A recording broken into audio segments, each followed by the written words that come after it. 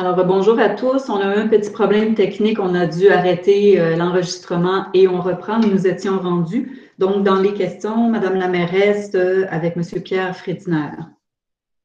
Donc, Alors, merci Madame Deslauriers. Si vous pouvez nous faire la lecture de la question, s'il vous plaît. Certainement. Alors, ça concerne toujours le racisme systémique. Alors, la Ville de Montréal reconnaît maintenant le racisme systémique. Quelle action concrète l'arrondissement compte poser pour combattre ce fléau dans Saint-Michel? Alors, merci Madame Deslauriers. Merci Monsieur Fritzner de votre question. Sur la question plus générale du racisme systémique, je ne passerai pas par quatre chemins. Je crois en l'existence du racisme systémique dans les différents paliers gouvernementaux, incluant celui de la Ville de Montréal, et il ne me fallait pas le rapport de l'ECPM pour le savoir. Cependant, évidemment, le rapport qui vient de sortir sur la question, et j'ai pu en prendre connaissance, évidemment, j'endosse toutes les recommandations qui y figurent et je souhaite que l'on entame collectivement les efforts pour mettre fin à ce racisme systémique. Sur la question du SPVM, elle est un peu plus complexe. D'abord parce que le SPVM ne relève pas de l'arrondissement, mais bien de la Ville de Montréal. Et je ne sais pas si l'on doit tout de suite parler d'élimination de son financement.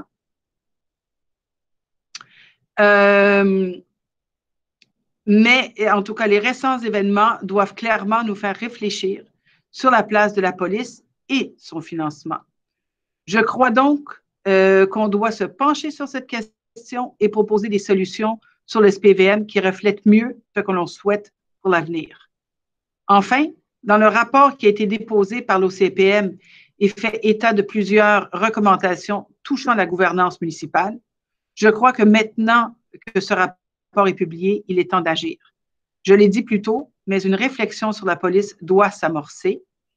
On doit poursuivre les efforts pour améliorer la diversité des employés de la ville, incluant dans les postes de direction. On doit travailler avec les autres paliers gouvernementaux pour réduire le racisme systémique qu'on pourrait retrouver dans nos écoles, nos hôpitaux, notre lieu de travail. Encore une fois, merci de votre question. Et Madame Filato, voulez-vous ajouter quelque chose avant que je passe la parole à Monsieur Corville? Monsieur Corville peut débuter. Je prendrai la parole par la suite. Merci. Très bien, Madame Filato. Alors, Monsieur Corville, à vous. Merci. Donc, merci, donc, Madame la mairesse, merci, Madame Filato. Donc, comme on l'a souligné tantôt, Monsieur Fritzner, donc, au niveau de la ville de Montréal, on reconnaît le racisme systémique, donc toutes les instances politiques le reconnaissent. Donc, certes, maintenant, il faut des actions concrètes. Donc, on voit que l'administration a pris la bonne voie. Et donc, on a eu la nomination d'un responsable politique du dossier. Il y a un commissaire qui arrive. Ça, c'est au niveau de la ville-centre. Évidemment, au niveau de l'arrondissement, c'est une réflexion qu'on doit mener afin de voir comment ensemble on peut travailler donc de commun accord pour faire diminuer dans un premier temps et puis enrayer la problématique du racisme systémique afin que tous les Montréalais et les Montréalaises puissent se sentir impliqués chez eux. Donc, certes, nous qui sommes des communautés noires, on a subi ce racisme systémique d'une manière ou d'une autre.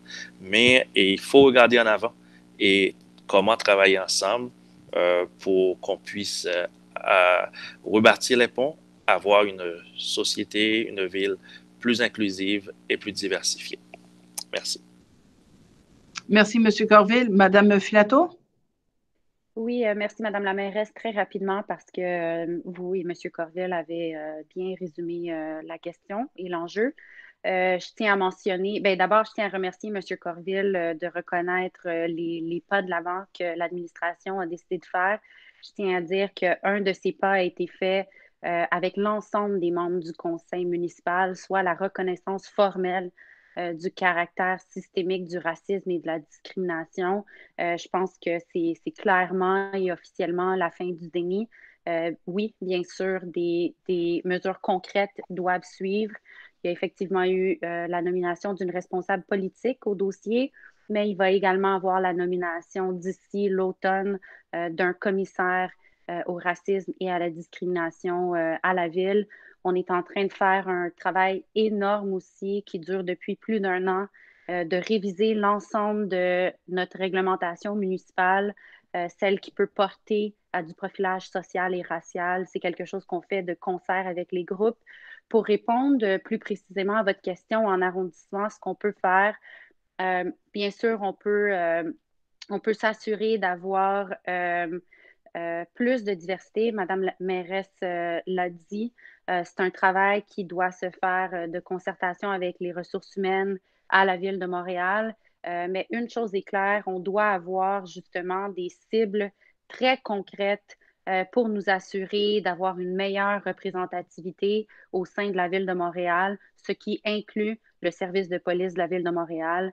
Si on veut une police de proximité, une police de concertation, ça commence bien sûr par une représentativité à l'image de Montréal et de la population montréalaise.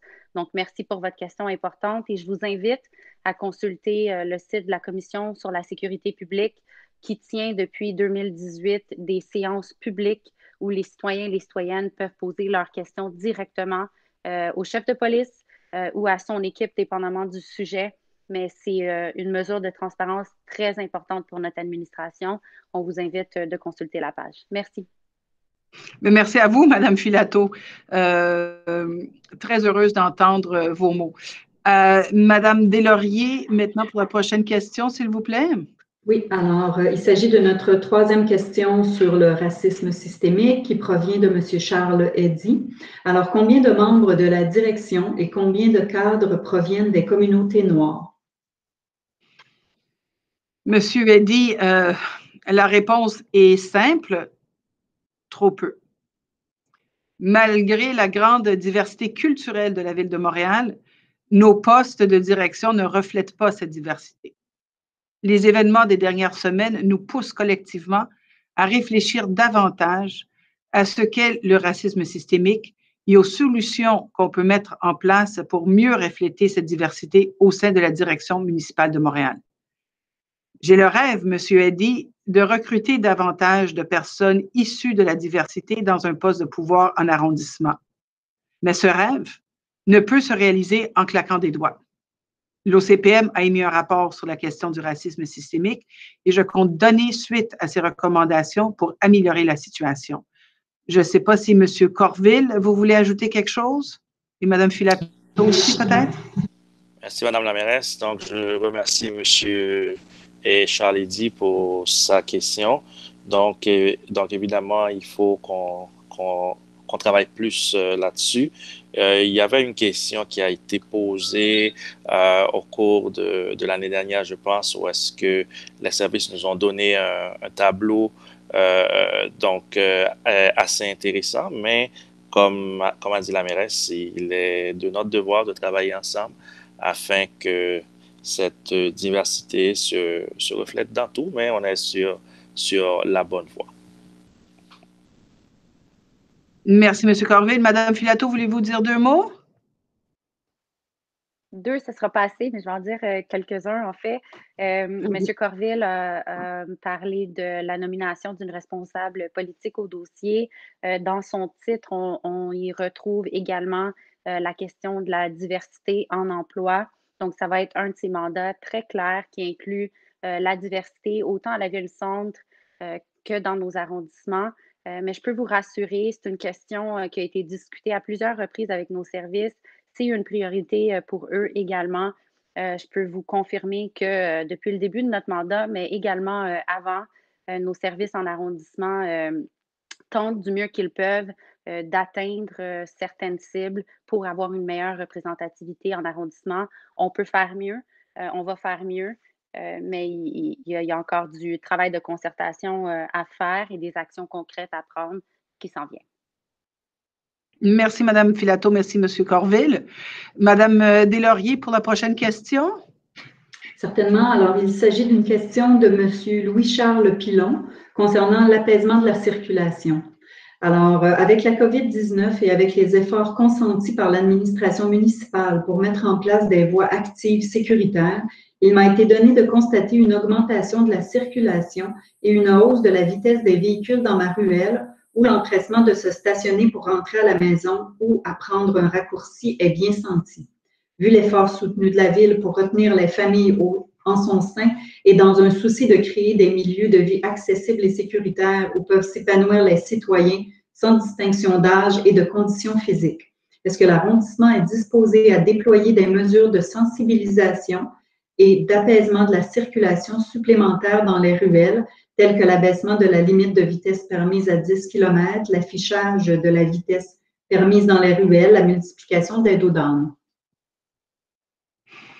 Merci, Mme Deslauriers. Merci, M. Pilon, de votre question. On travaille depuis longtemps à la mise en place de mesures d'apaisement de circulation dans les différents quartiers de l'arrondissement, mais je fais le même constat que vous, M. Pilon. Il est nécessaire d'en faire plus et les ruelles ne sont pas des voies de contournement ni des pistes de course. Nous avons, sur plusieurs rues, diminué la vitesse. Nous avons mis davantage de sens unique en place et des dos d'âne sont implantés partout où c'est utile. Votre question ne fait pas référence à un secteur en particulier, mais je vous invite à nous contacter si vous voulez signaler un endroit en particulier et nos services se feront un plaisir de voir ce qui peut être fait. Pour la question des limites de vitesse dans les ruelles, je crois bien que c'est à 20 km et on a déjà parlé d'éventuellement de la réduire, mais ce n'est pas encore fait. Je prends bonne note de votre demande et je m'engage à faire le tour de mes collègues pour voir si nous pouvons examiner cette question, le cas échéant de changer la vitesse. Je ne fais aucune promesse, mais ce que je vous promets cependant, c'est de regarder cela.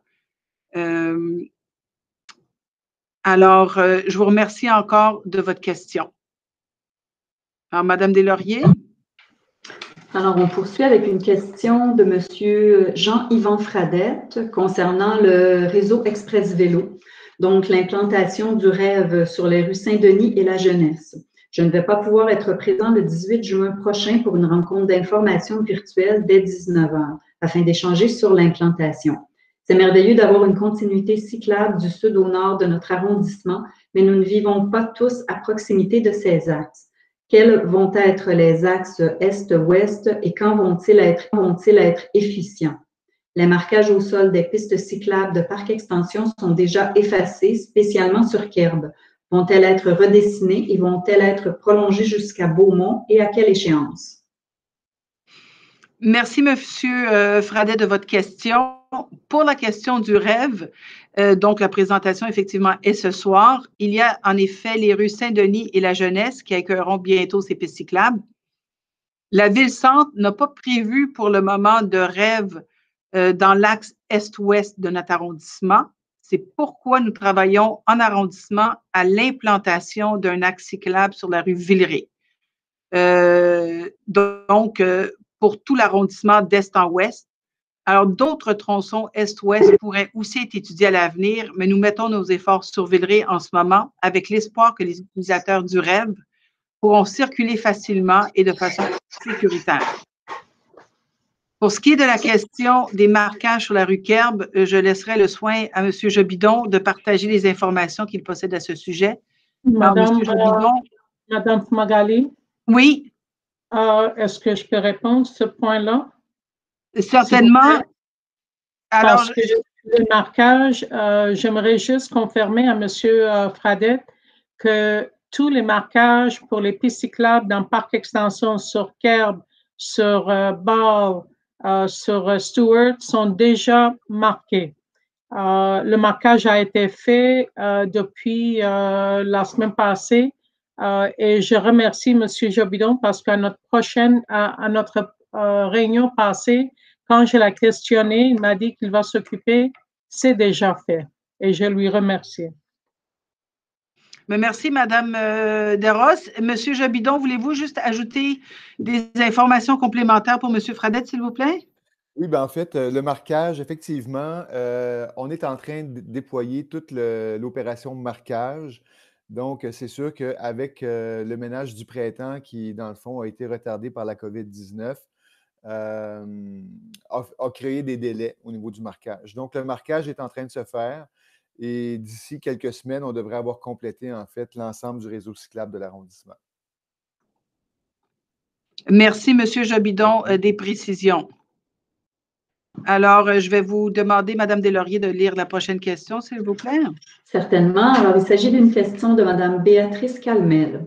Alors, l'urgence sanitaire, comportement à risque, information et responsabilisation des citoyens. Donc, on comprend que ça concerne la COVID-19 et l'urgence qu'il y a autour. Donc, dans Parc Extension, au gré de mes sorties, j'ai eu le déplaisir de constater que peu de citoyens portent le masque, respectent la distanciation et conservent l'insalubre habitude de cracher sur le domaine public sans vergogne. Donc, Mme Calmel nous indique qu'il y a un règlement sur le civisme et le respect dans le Sud-Ouest. Elle se demande si nous avons le même règlement et aimerait en fait qu'il soit appliqué immédiatement avec les amendes relatives. Sinon, puisqu'il en est de la santé publique, elle demande que ces gestes soient punis par une loi d'urgence et que des mesures immédiates soient prises contre ce fléau. Merci, Mme Deslauriers. Merci, Mme Calmel, de votre réponse. Alors, sachez que nous faisons tous les efforts de sensibilisation possibles en ce moment. Nous ne pouvons pas toutefois imposer le port du masque sans une directive explicite du gouvernement du Québec. Il existe toutefois des directives sur les rassemblements et la distanciation sociale et le PVM se charge de faire la sensibilisation nécessaire sur le sujet ainsi que de donner des amendes s'il y a lieu. C'est en sensibilisant sur le port du couvre-visage qu'on va passer au travers de cette pandémie. Et juste pour votre gouverne, voyez, Madame Calmel, j'ai un masque à côté de moi, donc moi-même, je le porte et j'encourage les gens à porter leur masque aussi. Madame Desrosses, est-ce que vous voulez ajouter quelque chose?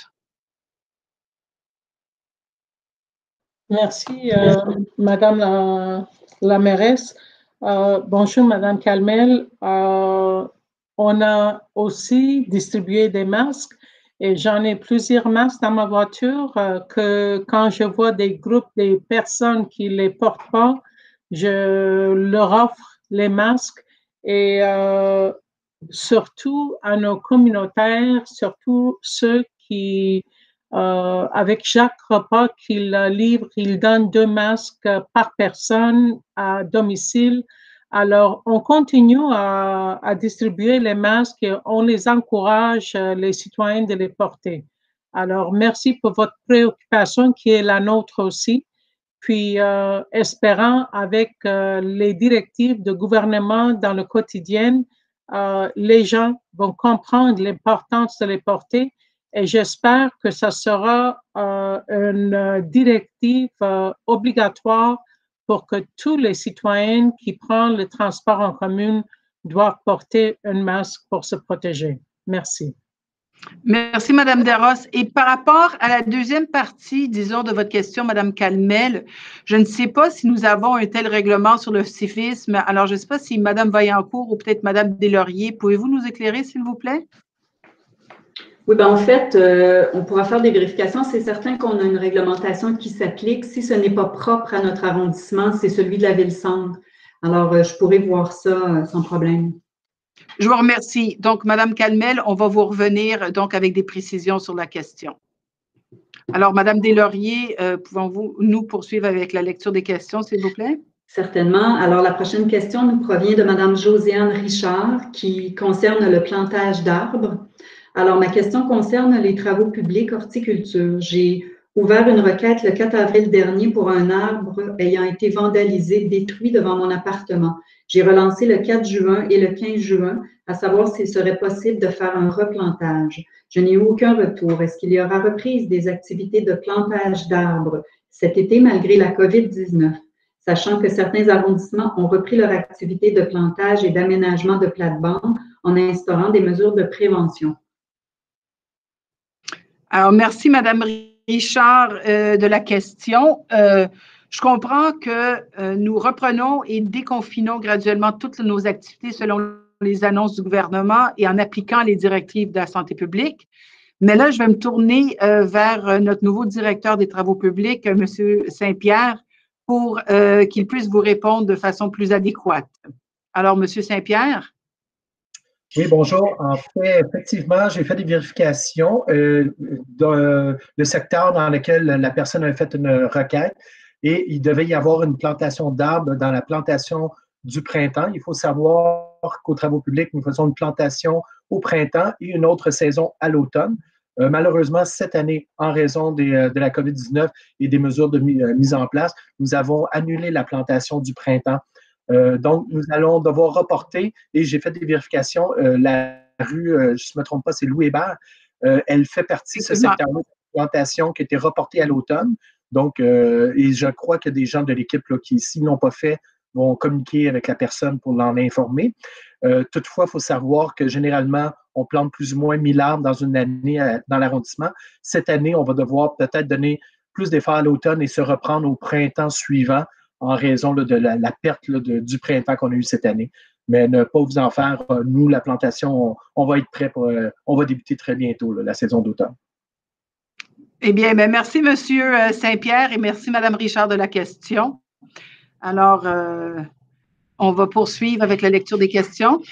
Parfait. Alors, la prochaine nous provient de Mme Dominique Martel, qui concerne le gel de permis, en fait, avec notre règlement de zonage.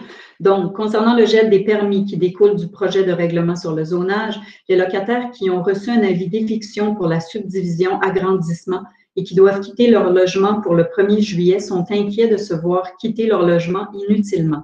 Alors que certains n'ont pas encore retrouvé un nouveau logement, le stress et l'insécurité sont immenses, la crainte de se retrouver inutilement à la rue ou de devoir opter pour un autre quartier se fait de plus en plus sentir, et ce, à moins de 2 semaines de l'échéance. Notre question, est-ce que les permis qui ont été octroyés avant la date du gel pour subdivision, agrandissement ou changement d'affectation et dont les travaux n'ont pas encore débuté sont-ils également gelés? Si ce n'est pas le cas, est-ce possible de suspendre les 10 permis conformément aux spécificités du projet de règlement?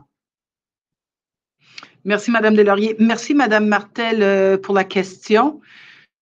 Alors, c'est une question bien complexe et je vous avouerai que je suis loin d'être une experte en la matière.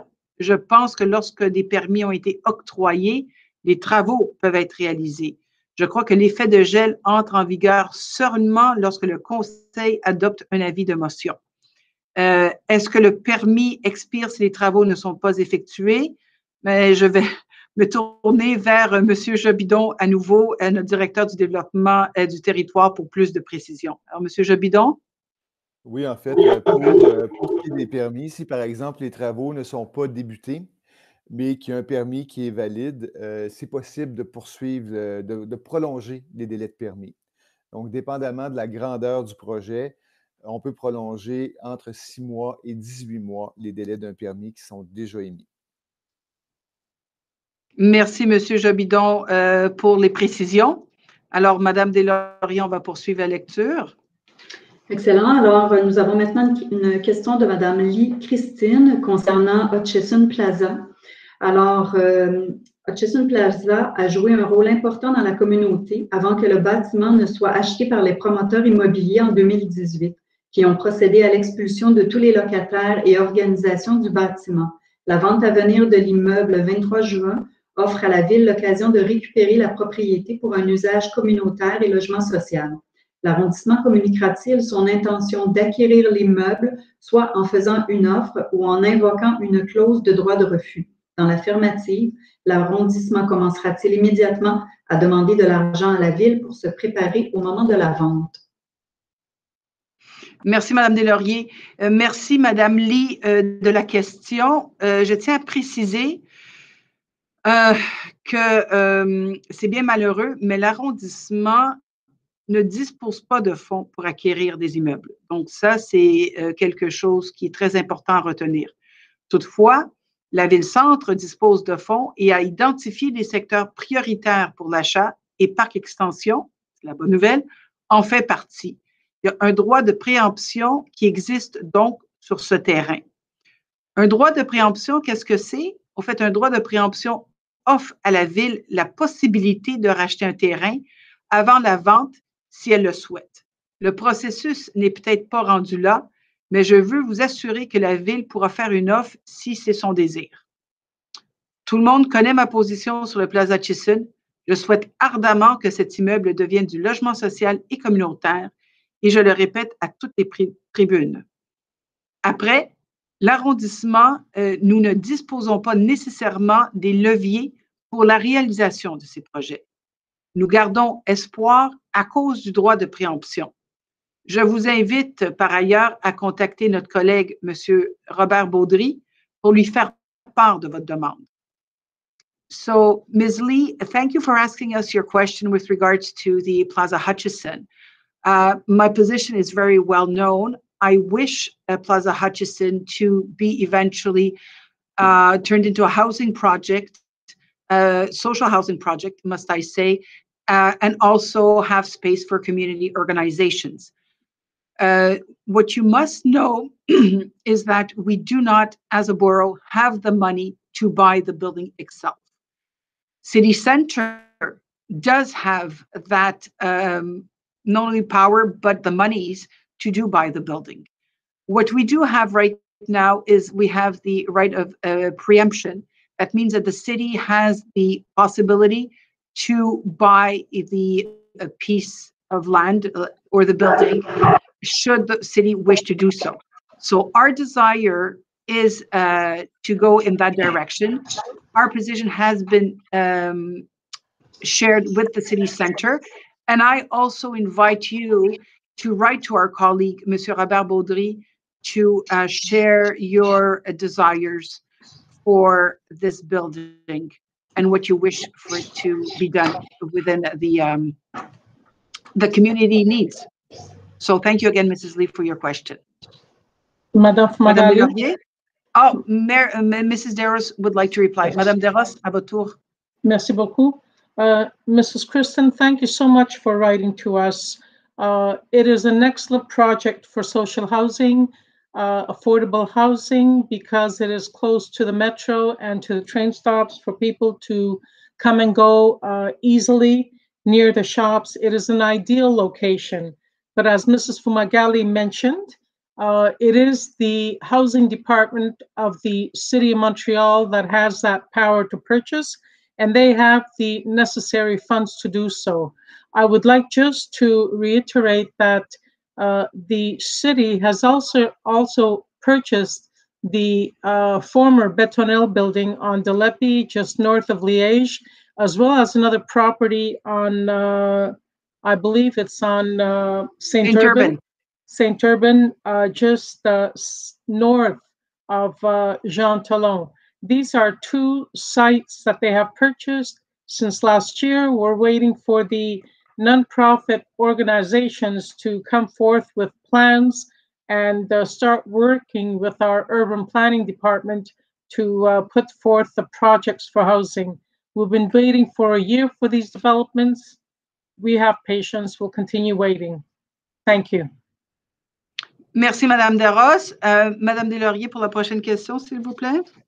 Oui, alors, Madame la mairesse, la prochaine question qui provient de Madame Sonia Henson est quand même assez similaire à la précédente. Donc, je pense que la réponse a pu être donnée par la même occasion. Alors, ça nous mène à... Parfait. Je vais juste le dire en anglais. Certainement. Ms. Henson, we thank you for your question. And again, I think that we answered, your question was very similar to the previous question.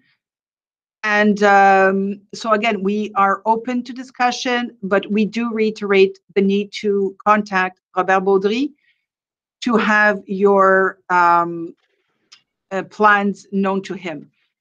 Alors, Madame Deros, juste, est-ce que vous pouvez traduire ce que vous avez dit pour l'autre ou est-ce que vous voulez que je le fasse pour vous? Non, je peux le faire. Mrs. Hanson, thank you for your interest and your recommendations.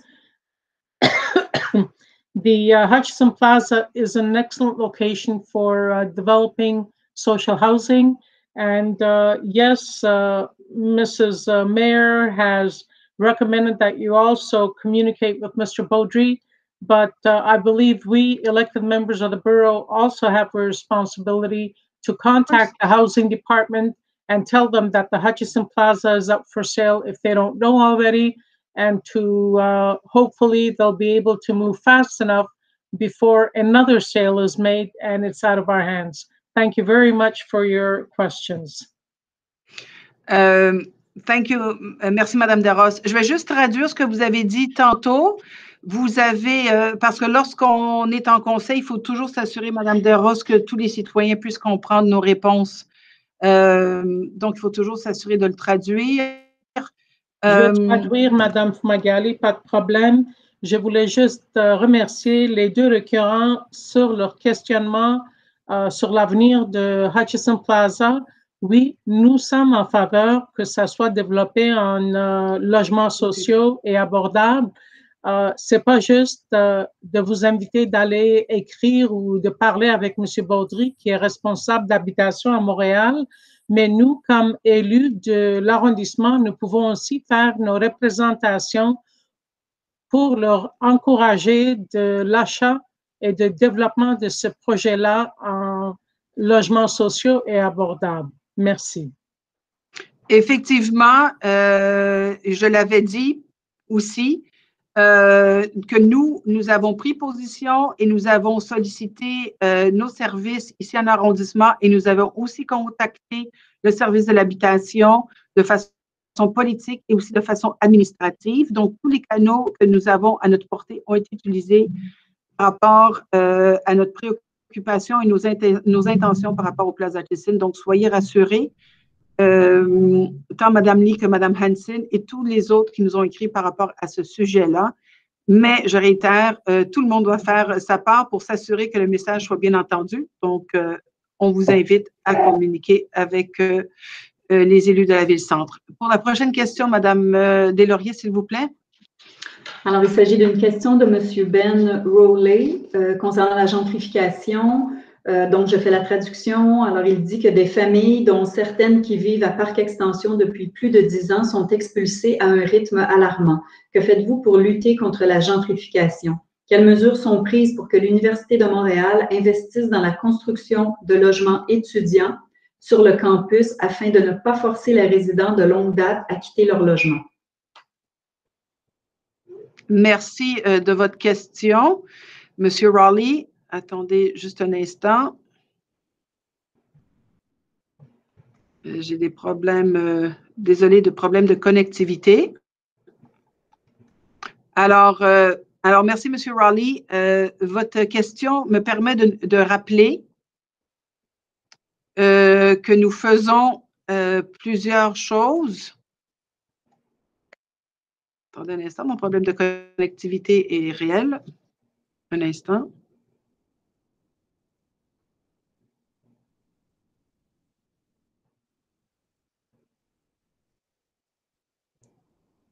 Désolée de devoir patienter.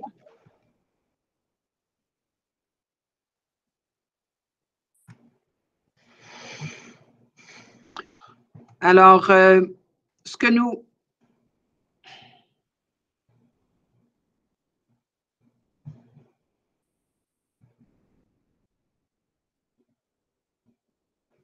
Juste un instant, désolé.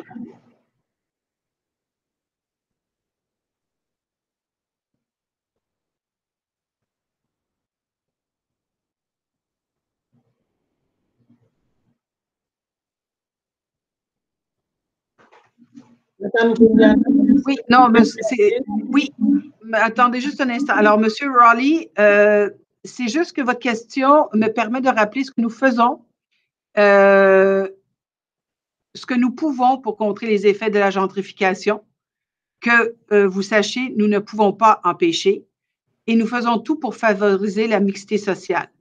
Nous avons quand même fait plusieurs choses pour limiter la gentrification dans ce quartier. La première, on a modifié plusieurs règlements relevant de notre juridiction en limitant les logements Airbnb, en interdisant la conversion divise et plus récemment, le règlement sur l'interdiction de la conversion en duplex en cottage. Outre nos mesures réglementaires, nous faisons des représentations auprès des gouvernements provinciaux et fédéraux pour du logement social et communautaire. Nous appuyons la mixité sociale et j'ai d'ailleurs moi-même appuyé le 20-20-20. Grâce au droit de préemption et de par sa volonté de mixité, la Ville-Centre a aussi acheté plusieurs terrains. Nous les avons nommés tantôt, Mme de Ross l'a fait. Nous pouvons définitivement faire plus et je travaille avec tous les paliers gouvernementaux pour augmenter les efforts en ce sens.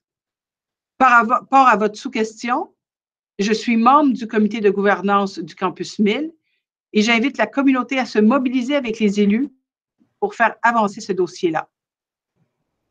Mr. Raleigh, just to say that I am very aware of the situation, and unfortunately, gentrification is something that we cannot stop, but we are doing things in order to slow it down and also to be able to really make efforts towards making sure that no one is left behind. I have been working with the different government levels, provincially and federally, to make sure that we have more for social housing and community housing. I have supported the 2020 bylaw at City Center, and also we have le droit de préemption, this right of preemption, and there is a real desire to make sure that we have a social diversity. And again, Mrs. Darrow said it before, the City Center has bought certain lots, notably the Bettonelle here on Delepe and the lot on Saint-Urban. So we are definitely working towards making sure that we are doing what we can. And Mrs. Deros, I do believe you want to say something. Madame Deros, n'oubliez pas de traduire, s'il vous plaît, ce que vous allez dire. Oui, merci, Madame Fumagalli. J'aimerais juste vérifier quelque chose avec Monsieur Jobidon, parce que dès le début, quand il y a eu la présentation du Campus 1000, ainsi que le développement d'un quartier entier au sud des chemins de fer, il y avait des terrains qui étaient réservés pour construire des logements pour les étudiantes. Maintenant, j'ai lu quelque part dans les médias sociaux que le campus, l'Université de Montréal avait vendu ces terrains-là. Monsieur Jobidon, est-ce que vous pouvez éclairer ce point-là, s'il vous plaît? Merci, Mme de Ross. En fait, écoutez, je n'ai pas la réponse sous les yeux.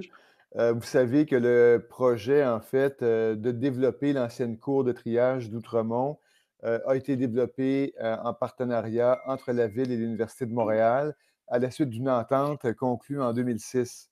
Donc, c'est une entente qui date quand même d'il y a près de 15 ans. On va devoir voir à ce moment-là qu'est-ce qu'il y avait dans l'entente de 2006. Je ne peux pas répondre pour le moment à la question. Merci. Il faut vérifier. Merci beaucoup. Merci, Mme Deros. Est-ce que vous aviez autre chose que vous vouliez ajouter, Mme Deros?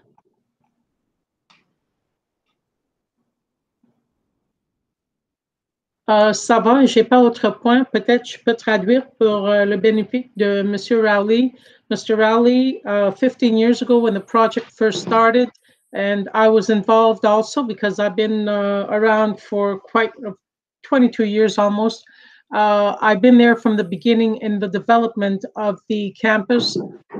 There were projects that were reserved to be able to create housing for the students. And I asked our director of urban planning if they are still planning to construct housing for the students, or as I read somewhere on social media that the university had sold those lots to developers. So that question will be verified, and perhaps we can get back to you in the near future. Merci. Voulez-vous que je le traduise? Oui, allez-y. Je viens d'expliquer à M. Rowley que j'ai posé la question des lots qui étaient réservés pour les logements pour les étudiantes à M. Jobidon, le directeur de la maison. Ça achève, il reste 2 questions, Juliana. Pardon? Bon, je vais continuer. Que j'ai posé la question à M. Jovidon pour que dans l'avenir, je serai capable de mieux répondre à M. Rowley. Merci. Merci, Mme Desrosses. Et Mme Deslauriers, pouvez-vous lire la prochaine question, s'il vous plaît? Certainement. Alors, il s'agit d'une question de M. Youssef Katia concernant le racisme. Alors, elle s'adresse aux conseillers M. Ouellet et Mme Filato. Alors, étant donné les déclarations faites par l'administration sur le racisme systémique, avez-vous pensé aux règlements municipaux qui permettent à la police d'harceler les personnes qui n'auraient autrement pas donné de motif raisonnable afin de permettre une intervention policière? Alors, j'invite, vu que la question s'adresse à M. Ouellet et à Mme Filato, je les invite à répondre, s'il vous plaît. Merci, Mme la mairesse. Je vais prendre la question. Très bien. Merci. En fait, comme je l'ai mentionné dans une réponse un peu plus tôt, avant même la réception du rapport de l'OCPM, la Ville de Montréal, en collaboration avec plusieurs organismes communautaires sur le terrain, est en processus de révision de l'ensemble des règlements municipaux à la Ville qui peuvent porter du profilage social et racial. Donc, c'est quelque chose qui est déjà entamé. C'est certain qu'avec la pandémie, il y a eu quelques ralentissements, mais maintenant, avec le déconfinement, on va être en mesure de rappeler les organismes communautaires et de continuer ce chantier-là qui se fait bien sûr, oui, avec les organismes, avec la Commission des droits de la personne également. On veut absolument s'assurer que nos règlements municipaux ne puissent pas justement apporter des distinctions face aux différentes populations. Donc, on va continuer à travailler là-dessus. C'est un mandat qu'on a pris très au sérieux dès notre arrivée en 2018. Merci. Merci, Mme Filato. Est-ce que M. Ouellet veut dire 2 mots? Non, Mme Filato a bien répondu pour l'administration. Merci. Très bien. Mme Deslauriers pour la prochaine question. Oui, alors il s'agit d'une question de Mme Nadège Kouamin concernant la réouverture des organismes communautaires. En fait, elle veut savoir quand cela se fera. Eh bien, merci, Mme Kouamin. Heureuse d'avoir votre question et je sais que c'est une question qui vous tient à cœur et vous serez sans doute heureuse d'apprendre que le déconfinement des organismes communautaires a effectivement été annoncé. Comme vous le comprendrez, chaque annonce amène aussi son lot de règles et de mesures à mettre en place pour que ce soit effectif. Je vais donc me tourner vers notre directrice des sports, loisirs et du développement social pour qu'elle puisse nous donner les derniers détails pour le déconfinement des organismes communautaires logés par l'arrondissement. Et donc, Madame Marceau, s'il vous plaît. Oui, bonjour madame. En fait, on est en train de travailler là, ardemment actuellement tout l'ensemble des directeurs culture, sport, loisirs, développement social au déconfinement de cette activité-là. Donc, on doit, malgré l'annonce, effectivement, comme madame la mairesse le mentionnait, là, du gouvernement, on doit s'assurer que toutes les règles de distanciation seront mises en place et qu'on pourra faire y intégrer les organismes de façon vraiment sécuritaire, autant pour le public que pour les employés et les bénévoles. Donc, on vise à compter du 22 une ouverture pour donner accès à des bureaux selon une priorisation et donner accès dans un premier temps aux bureaux administratifs là, pour certains organismes. Le plan de déconfinement est en travail actuellement. Par la suite, il y aura une deuxième phase où les organismes pourraient à nouveau là, accueillir le public. Mais l'annonce officielle là, de tout ça va se faire sous peu. Et c'est imminent. Très bien. Merci, Mme Marceau, mais peut-être pour Mme Kouamin, elle avait un organisme en tête en particulier, ça serait pour le CRAIC, donc spécifiquement pour ce bâtiment-là. D'accord. Pour les questions plus spécifiques, il y a un membre de mon équipe qui va communiquer avec Madame dans les prochains jours. Très bien. Merci, Mme Marceau, et merci, Mme Kouamin. Effectivement, on a hâte de vous revoir. Oui, Mme Desrosses, allez-y. Merci beaucoup. Madame Kwame Nadège, merci beaucoup pour votre question. Vous êtes toujours une des fidèles, toujours participant à nos conseils d'arrondissement dès le début. Mais je pense que c'est presque votre première question posée à nous. Merci de l'avoir fait. J'aimerais juste vous informer que aujourd'hui, jusqu'à dimanche, le centre William Hingston sera ouvert avec la climatisation pour permettre une place frais pour nos citoyens d'aller être soulagés avec la chaleur qu'on va avoir pendant les prochains 2-3 jours. Au plaisir de vous voir là. Merci. Merci, Madame Desrosses. Et donc, ceci met fin à la période des questions du public. Je demande maintenant à mes collègues s'ils ont des questions. Non.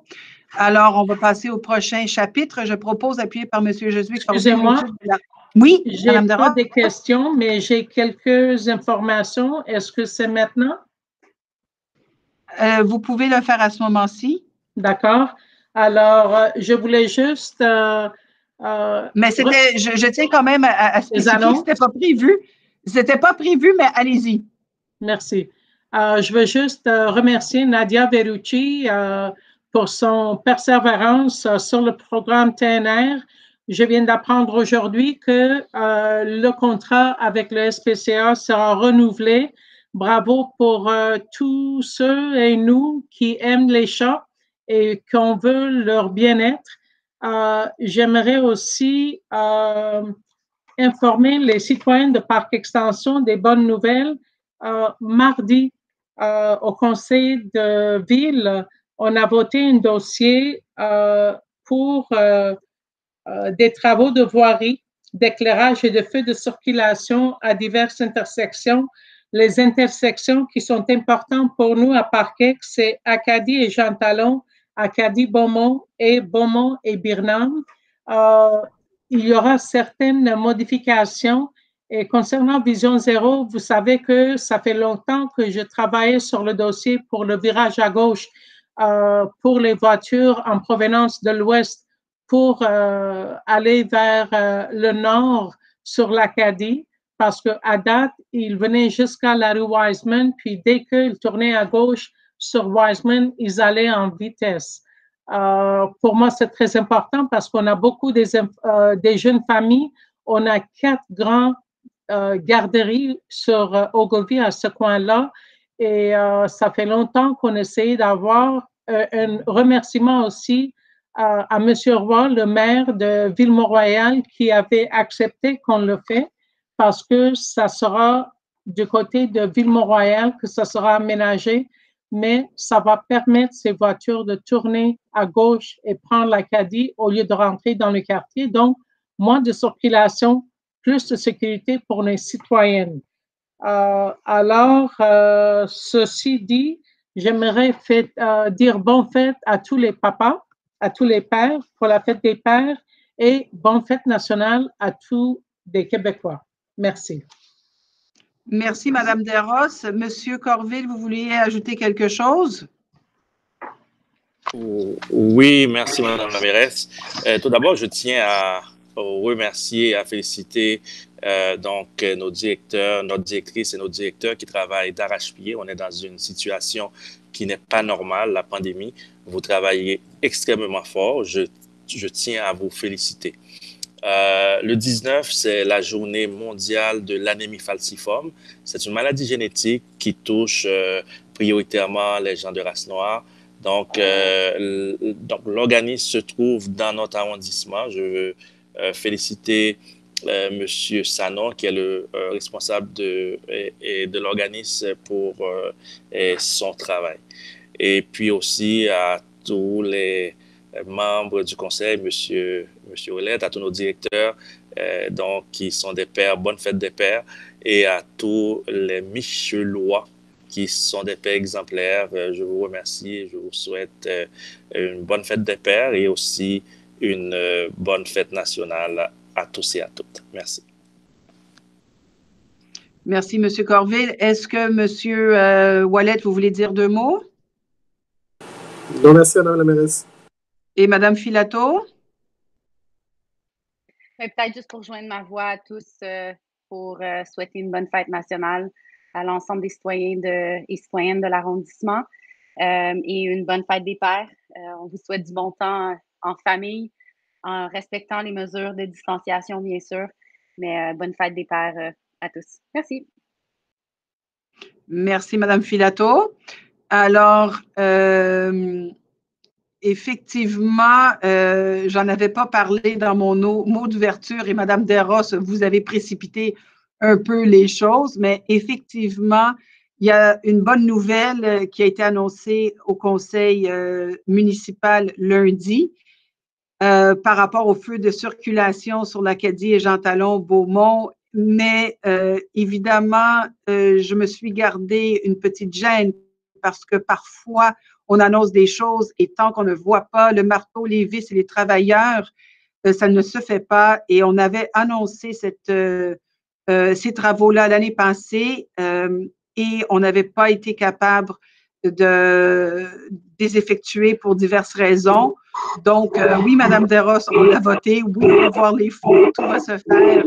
Mais évidemment, et ça va changer la vie de tout le monde, je pense, qui habite dans le quartier de l'extension. Au niveau de l'apaisement de la circulation, ce feu de circulation va effectivement changer notre vie, de permettre le virage à gauche sur Jean Talon. Ça va être vraiment, on l'attend. Moi, depuis que j'habite ici, j'attends ce feu-là. Mais tant que je ne vois pas les travaux, je ne vais pas le croire. Mais oui, on l'a voté. Alors, je joins ma voix à celle de Mme Desrosses pour dire « Youpi! Vraiment, ce sont des bonnes nouvelles. » Alors, sur ce, nous poursuivons. Alors, nous sommes rendus donc au prochain chapitre. Je propose, appuyé par M. Josué Corville, l'étude de l'article 2001. Mme la greffière. Alors, article 2001, accorder une contribution financière totalisant 139 075 $ à 8 organismes désignés à la recommandation pour la période et le montant indiqués en regard de chacun d'eux dans le cadre du programme Animation estivale, volet camp de jour et projet parc et approuver les projets de convention à cette fin. Merci. Y a-t-il des commentaires? Adopté. Prochain chapitre. Je propose d'appuyer par Mme Rosalie Filato l'étude de l'article 3001. Mme la greffière. Alors, article 3001, autoriser une dépense additionnelle de 330 000 taxes incluses pour la réalisation des travaux supplémentaires à l'Arena Saint-Michel dans le cadre du contrat octroyé le 18 septembre 2018 par le conseil municipal à Construction Gamarco Incorporée. Avez-vous des commentaires? Adopté. Je propose, appuyé par M. Sylvain Ouellet, de réunir pour fin d'étude donc les articles 4001 à 4005. Madame la greffière. Alors, article 4001, adopter le règlement RCA 19-14009-2 intitulé « Règlement modifiant le règlement sur les tarifs de l'arrondissement exercice financier 2020 afin de modifier certains tarifs et de permettre la modification de tarifs par ordonnance. » Article 4002, adopter le règlement RCA 14-14001-3 intitulé « Règlement modifiant le règlement sur l'occupation périodique du domaine public par un café-terrasse afin d'ajuster les normes d'aménagement, d'ajouter la notion de placotoire et de permettre la modification des normes d'aménagement par ordonnance. » Article 4003, autoriser conformément aux règles de l'arrêté ministériel 2020-033 du 7 mai 2020 la tenue de consultations écrites d'une durée de 15 jours en remplacement d'une séance publique dans le cadre des demandes de démolition des immeubles portant les adresses civiques 74-73 rue Champagneur et 73-72 rue Berry, suspendues depuis mars 2020. Article 4003, poursuivre la procédure d'adoption des projets de règlement 01-283-107-1-2-3-4 et -5 faisant l'objet du présent sommaire addenda, conformément aux règles de l'arrêté ministériel 2020-033 du 7 mai, en apportant les adaptations nécessaires à la procédure référendaire, notamment en établissant un processus à distance d'enregistrement des personnes habiles à voter et, le cas échéant, en organisant la tenue d'un référendum par correspondance selon les modalités prévues par le règlement sur le vote par correspondance. Article 4005, autoriser conformément à l'arrêté ministériel 2020-033 du 7 mai, la tenue d'une consultation écrite d'une durée de 30 jours visant le projet de règlement 01-283-108 intitulé Règlement modifiant le règlement de zonage de l'arrondissement pour encadrer l'usage des bâtiments résidentiels en remplacement de l'assemblée publique exigée en vertu de l'article 125 de la Loi sur l'aménagement et l'urbanisme. Merci, Madame Deslauriers. Avez-vous des commentaires? Oui. Oui, Madame Desrosses, allez-y.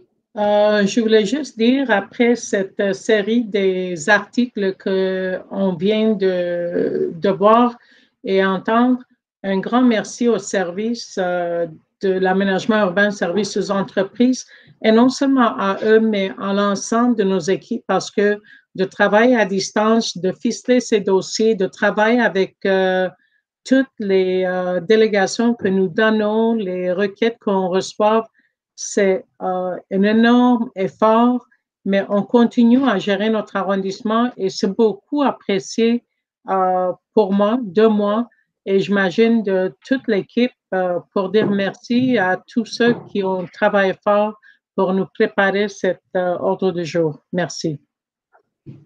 Merci, Madame Desrosses. Donc, c'est adopté. On passe au prochain chapitre. Je propose, appuyé par vous-même, Madame Desrosses, de réunir pour la fin d'étude les articles 50.01 à 50.03. Donc, Madame Deslauriers. Alors, article 50.01, prolonger la nomination de Madame Nathalie Vaillancourt à titre de directrice d'arrondissement intérimaire jusqu'au 30 octobre 2020. Article 50.02, prolonger la nomination de Mme Elsa Marceau à titre de directrice intérimaire à la direction de la culture, des sports, des loisirs et du développement social jusqu'au 30 octobre 2020. Article 50.03, approuver la nomination de Mme Annette Dupré à titre de directrice des services administratifs et du greffe à compter du 20 juin 2020. Alors, merci. Avez-vous des commentaires? Alors, c'est adopté.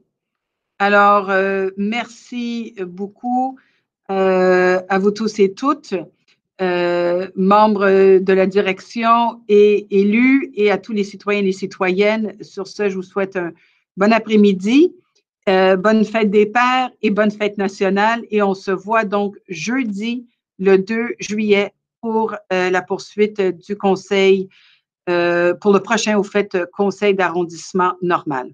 Bonne fin d'après-midi. Au revoir.